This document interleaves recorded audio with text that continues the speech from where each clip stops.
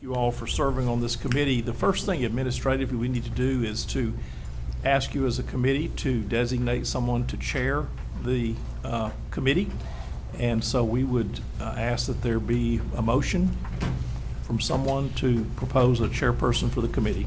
I move that Patrick chairs the meeting. A second. Okay? There's a motion and a second for Patrick to chair the committee. Is there any other nominations? All in favor, please say aye. Aye. Any opposed? Okay.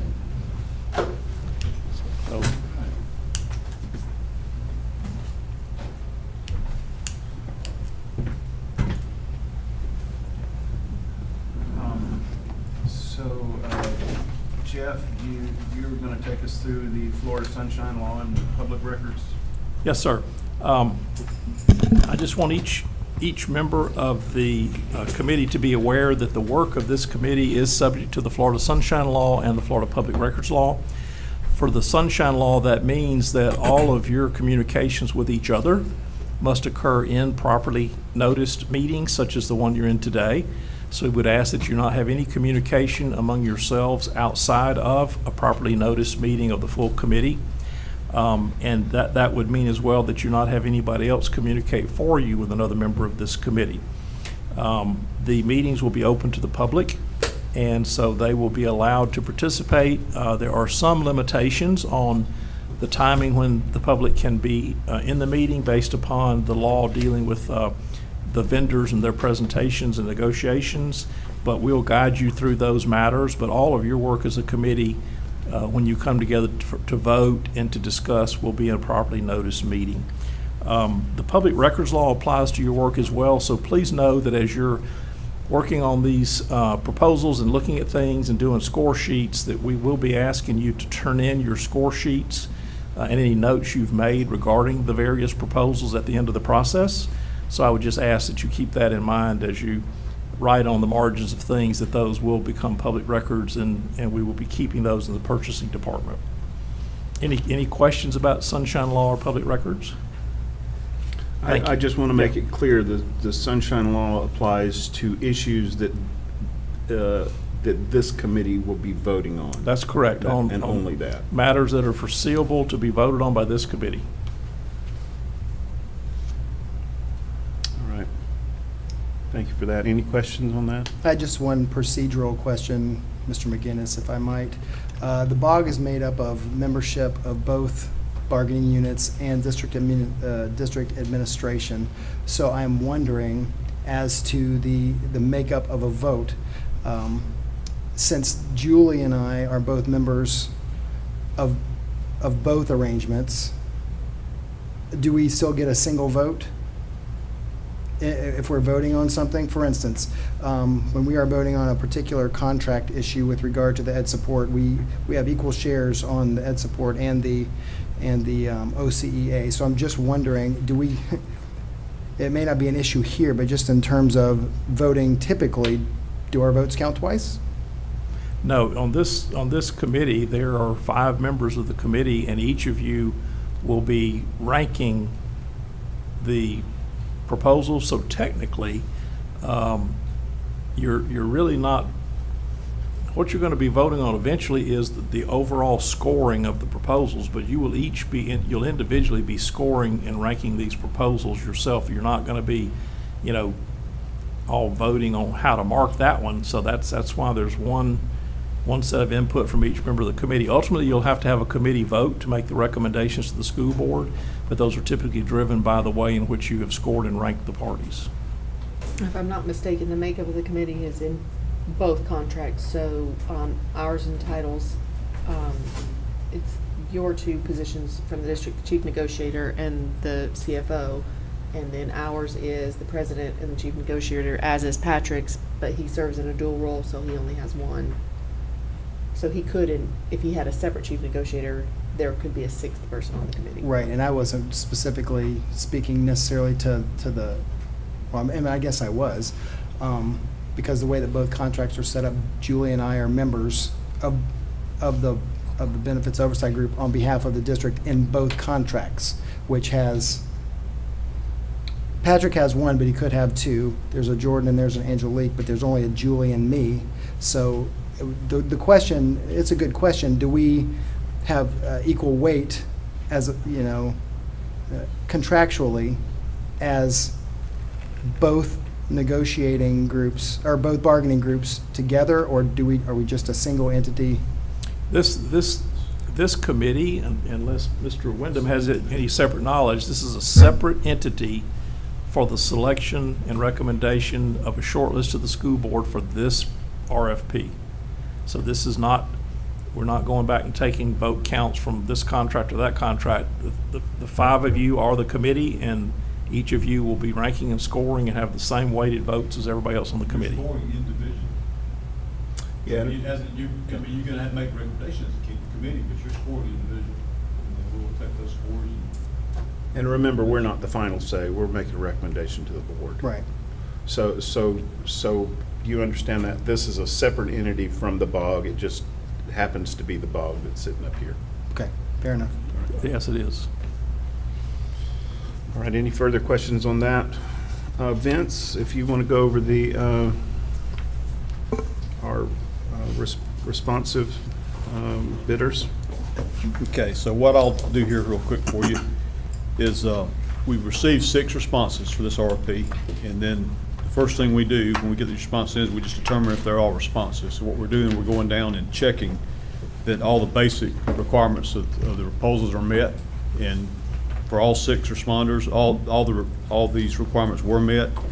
If you pull this sheet up here I just laid in front of you, I made 3 notes on here, and the 3 notes are dealing with the AFRs. You had 3 of the 6 vendors they all responded, but you had 3 of them that responded without an actual AFR report, which you can read the response there. I think one was a S Corporation, they had reasons why they didn't submit that. So you've got some different responses there for the AFR report, but everything else is checked off and they're all declared responsive. Now, I know you guys have hopefully had chances to go through them, and so if you got anything else you wanted to bring up, you can. But if you've all agree that these are responsive, now will be the time to go ahead and make a motion and then receive them, vote and receive these as responsive officially. Your recommendation that their denial of those financial reports is responsive to the? Yes, they're responsive. They did respond to that item number. It's just you can read through and make your own determination there. I mean, basically, you got a couple different reasons there. One responder that did not include the AFR said he would give it to you if he made the finals. So if y'all go into a second meeting, then you can. And that seems like a reasonable thing. Right. All right. I would move to accept all 6 as responsive. All right. I'll second. Have a motion and a second. Any further discussion or comments on that? All in favor of the motion, please indicate by aye. Aye. Same sign opposed. Motion passes unanimous. Okay. Thank you, Vince. I guess at this point, I know that a couple of the board members, I have not made it all the way through the packets. If I was supposed to, I didn't get that message, but I know that we've got an opportunity on the 16th of August to have them here in person and present. Russ, have you got anything on that? Do you want to? It's the option of the BOG. Not the BOG of this committee. It is the option of the committee to have any or all respondents come in and make proposals. And we have, I'm trying to think back how we did it last time. I think we had 3 or 4 that came and presented. You had 5. 5, they're all 5 presented. So either all 6 come and present, or you can have some subset if through the process today you narrow that down in some way. But it is the discretion of the committee. Yeah, so we would need some process that's legal today, and short of us all having finished all the packets, that would be a difficult way to narrow it down. So, so knowing that, is it this So, may I? committee? Yeah, sure. I had a thought. I know that, reading through the RFP process, if we were going to try to limit if we were to bring someone back, we would have to bring them all back unless we use our scoring methodology, which I don't think any of us are comfortable scoring today outside of hearing them. So I know that there's a lot of information that we would like from this group that's not necessarily going to be written or accessible to us as we are going through this process. My personal thought is that I like to not kind of lean on chance in a kind of a nebulous scoring system here at the beginning and call all 6 of them back to have an opportunity to hear them, talk to them, and also give us a little bit more opportunity to go through their proposals, which is, that's just my thought on that. And after we've discussed it, I'll be agree. prepared to move that, so. I agree. I would agree. My only question would be, I guess maybe for Mr. McGinnis, looking at timeframes, with 6 presenters and then discussions and scoring following, with that meeting proposed to start at 1 p.m., will we have enough time to complete that process? Because I know in years past, a lot of times they've been morning meetings giving us. Yeah, we certainly can work as late as we need to, but the next thing we would ask you, once you decide if you're going to bring them all back, then we'd like to discuss with you the amount of time we're going to allot to each one of them, and that will kind of help us set the schedule, and then you'll see kind of how that's going to, pan out that day. But you'll have time that day as long as the committee's willing to. You may be still working at 5 or 5:30, but I think you have time to get it done. I'm ready to accept a motion on that, and we can further discuss it after the motion. Okay, I'd like to move that we bring back all 6 companies that had responsive proposals back to present an oral presentation for us. I'll On second. August 16th. We have a motion and a second. Any further discussion?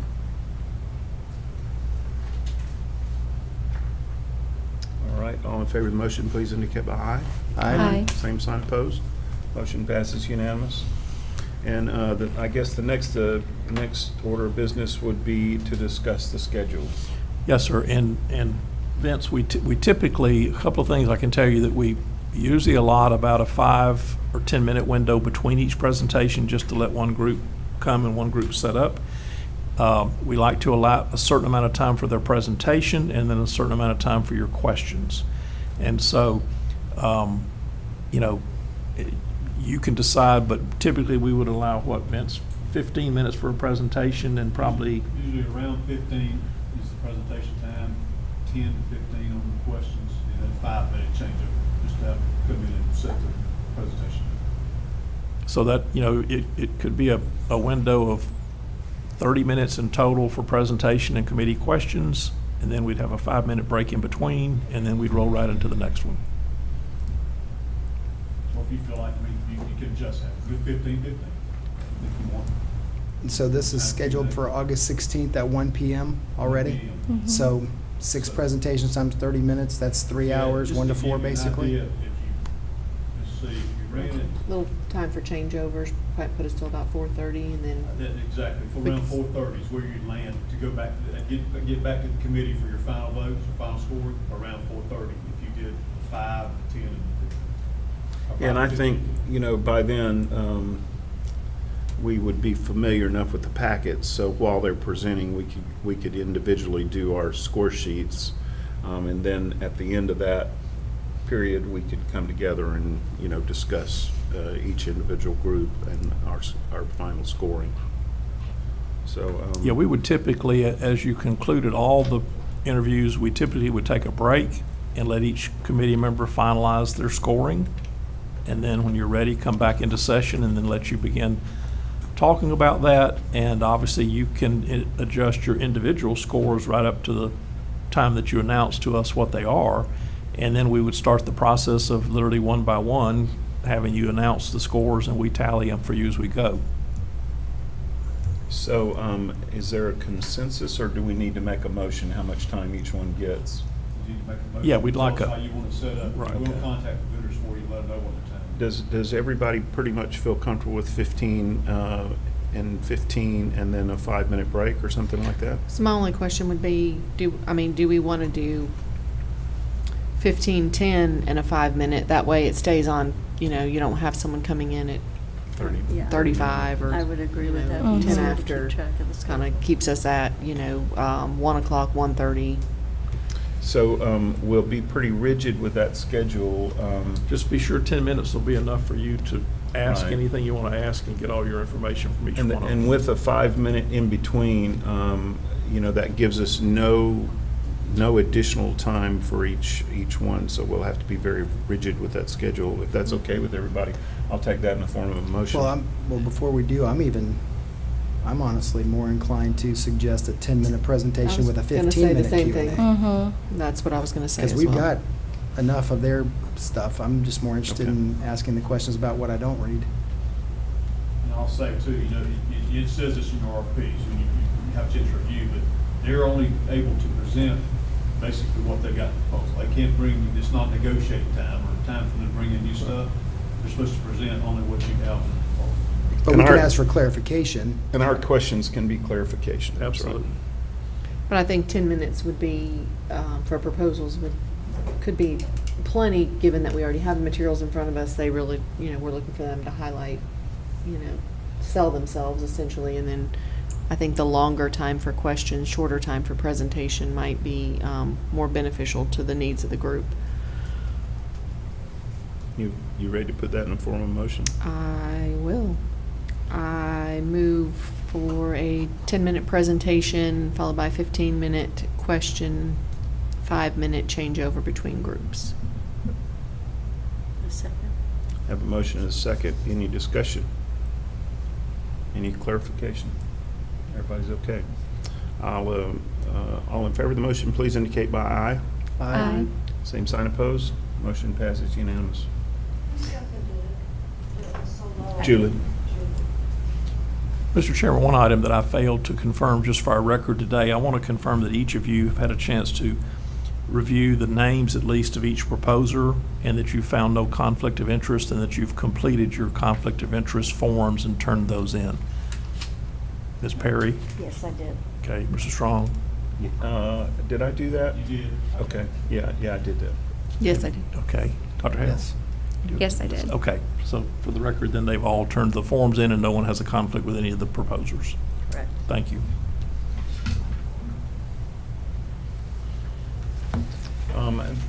I think that concludes our business on this. Vince, unless you have something? I just had a couple things I just want to mention to y'all. Sure. And then I'll be.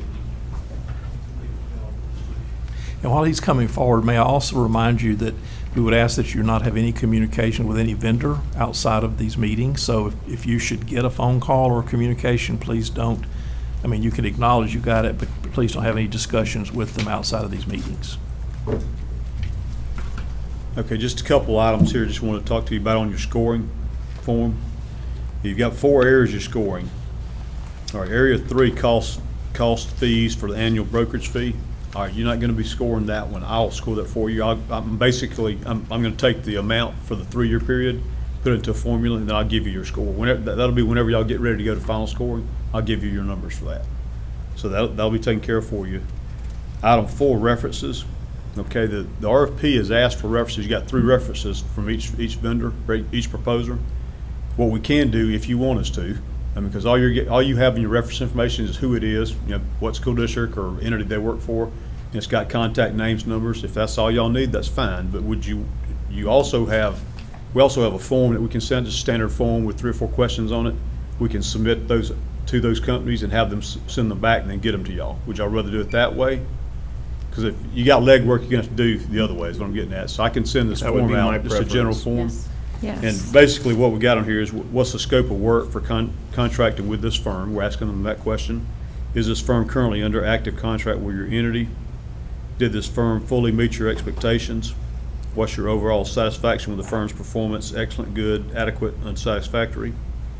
If you needed additional services in the future similar to what this firm provides, what's the likelihood that you would choose this firm again? So those are the questions. And is that adequate time to get those back? Well, y'all send it to all of them, and you may get 3 back from each one, you may get 2 back from some. I mean, it's, that's the way it goes. We just- And you'll just give us those forms, or will you? I'll give you the will completed select? forms for each one. I'll go and shoot those out to you after I get them in. I won't wait till the meeting. Okay. I'll go and get Okay, them out as they perfect. come in, so that way y'all. I was just wondering if you were going to acknowledge those references or whether you wanted us to do that. Well, I mean, I'm gonna send these out to them, and then when they come back in, I'll get them to y'all. I mean, you definitely, you can, I mean, you can talk to them if you need to, a reference, I mean, but Yeah, yeah. typically, we just send these forms out and get those back to you. That's a 5-point scoring at the bottom of your sheet there on item number 4.